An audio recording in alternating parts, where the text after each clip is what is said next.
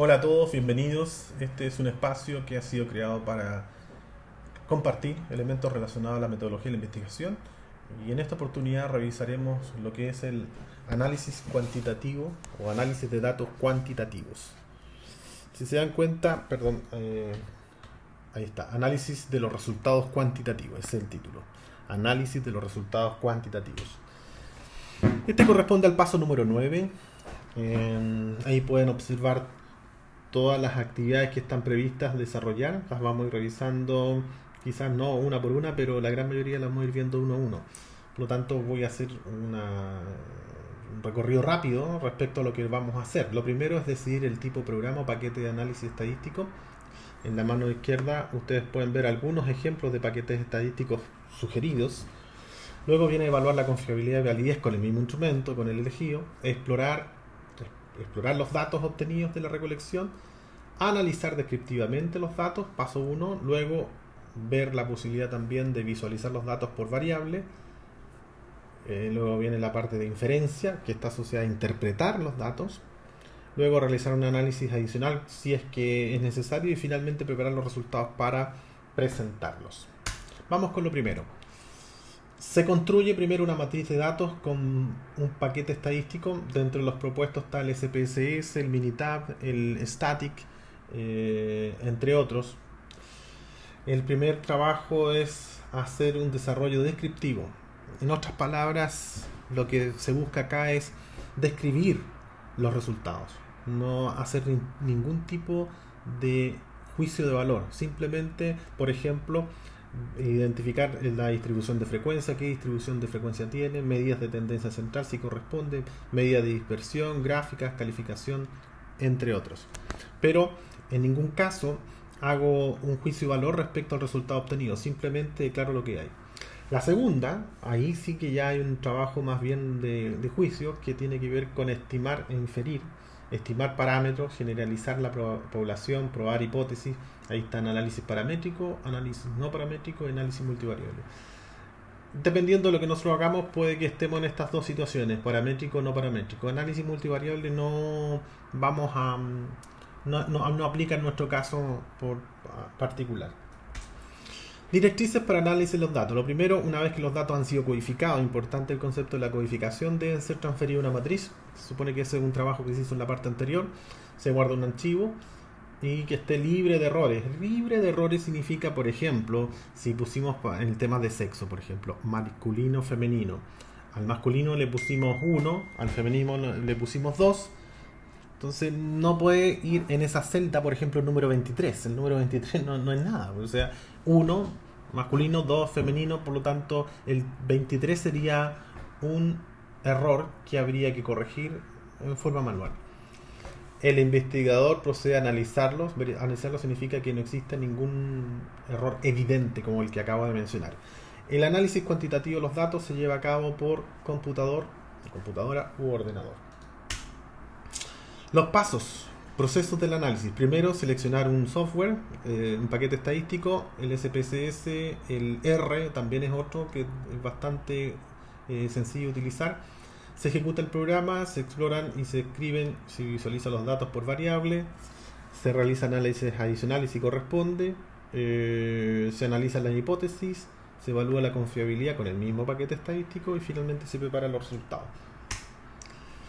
¿Cómo se selecciona? Bueno, se selecciona en función de gustos y preferencias. O sea, tiene que ver con dónde me siento más cómodo, cuál creo yo que es más útil. La sugerencia es que ustedes se conecten a YouTuber, que generalmente operan respecto a cualquiera de estos paquetes estadísticos. Explican claramente cómo introducir los datos, cómo hacer análisis de los datos. Por lo tanto, aquí a gusto consumidor, donde uno se sienta más cómodo es el software que tiene que elegir, porque todos tienen aplicaciones muy similares. Diría yo que para el nivel en el que estamos, cualquiera va a ser conveniente. Aquí falta un paquete estadístico. Aquí está, el SPSS, no había visto la sigla. Bien, aquí hay unos ejemplos de pantallazos, unos capturas por pantalla, los screenshots de cada uno de los tipos de paquetes estadísticos para poder desarrollar el trabajo. Bueno, en general, la mayoría de los paquetes estadísticos trabajan con una matriz de datos que nos permite efectuar el análisis mediante diversos comandos. La sugerencia, el tips que yo les propongo es que mantengan esa base de datos libre de hacerle ningún comando. Al aplicar un comando, ojalá la vayan guardando con distintas versiones. Por lo tanto, cuando yo introduzco los datos en la matriz, la dejo en la versión 0, no la toco más, le saco una copia y la paso a ser V1 y sobre ella actúo con algún comando. La hago trabajar con algún comando propio del SPSS o de cualquier paquete. Luego a esa aplicación de comando ojalá le pongo un nombre o paso a la V2, a la V3 y así sucesivamente. De tal manera, si yo quiero volver atrás de los datos originales, vuelvo a la versión V0. Entonces V0 es a la que yo siempre le aplico los comandos y a los resultados le voy poniendo versiones distintas. Porque lo contrario, puedo ir ejerciendo algunos comandos sobre datos que ya fueron manipulados y puedo llegar a resultados erróneos. Entonces, clave acá, número 1, trabajen con la versión V0, que es la versión original de los datos sin aplicar ningún comando. Incluye definición de variables que explican los datos, por ejemplo, ítem, indicador, entre otros. Hay que precisar los parámetros de la matriz. Entre ellos está el nombre de cada variable, reactivo, indicador, categoría, entre otros. La matriz tiene columnas, que corresponde a la variable, filas, que corresponden a los casos, y celdas y datos, que corresponde al dato. Aquí tenemos un ejemplo sencillo que ustedes pueden revisar. Esta slide va a estar disponible en el aula. Y el caso es, aquí aparece género, por ejemplo, 1 masculino, 2 femenino, edad, por rango 1 va a estar menor de 18, 2 de 19 a 21, 3 de 22 a 23, entre otros. Si se dan cuenta, ahí aparecen algunos ejemplos. Esto es tipo cuestionario con escalas de Likert que van de 1 a 5, y aparece 5 que corresponde al nivel de respuesta 5 significa totalmente de acuerdo. Ahí un ejemplo: mi profesor de metodología de investigación está dispuesto siempre a ayudar a todos sus estudiantes, y ahí uno responde de 1 a 5. Entonces la respuesta es fácil después de introducirla a cualquier paquete estadístico para después hacer los análisis que correspondan. Aquí aparece un ejemplo de los resultados, valores de las celdas. Ahí aparecen los valores asociados a las variables, que me va a permitir después cruzar, por ejemplo, información respecto a si hay diferencias significativas entre hombres y mujeres, entre edad, entre otros. La mayoría de los programas son fáciles de usar. Insisto, tomar alguna clase de YouTube por YouTube va a ser lo más recomendable o conveniente.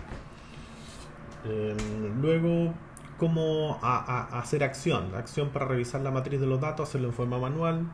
Solicitar y evaluar distribuciones de frecuencia, por ejemplo, que corresponde a la etapa exploratoria o descriptiva. Luego avanzar con las tablas de contingencia cuando corresponda y generar razones. Todo esto va a depender del tipo de investigación que estemos desarrollando. Algunas notas al margen. Los análisis de datos dependen de 3 factores. Primero, el nivel de medición, qué cosas estoy midiendo, variables, si son nominales, ordinal, de intervalos o de razones de tipo A y B.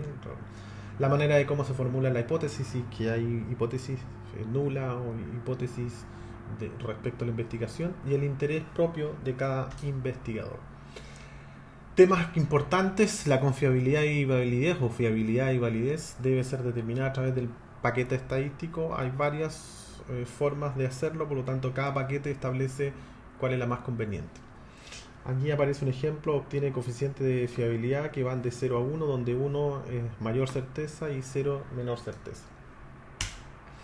¿Cuáles son las etapas de exploración? Primero, analizar un informe estadístico descriptivo.